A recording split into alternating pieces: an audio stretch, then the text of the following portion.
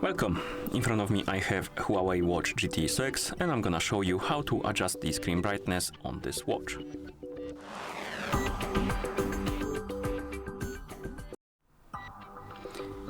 So if you find your screen of the watch too bright or too dim, you can adjust the brightness to your liking, and to do that we need to open the settings. So wake up the screen, then press the crown button to open the menu, find the settings icon and tap on it. In settings, find the option called display and brightness and tap on it. Now scroll down.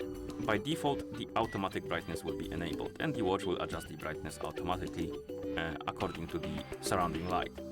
If you want the brightness to stay at the level you set it to, you need to disable the automatic brightness. Then you can tap on brightness, and here you can adjust the screen brightness by using the crown or by swiping on the slider. And once you're done adjusting, you can press the crown button, go back to watch face, and that's how you adjust the screen brightness on this watch.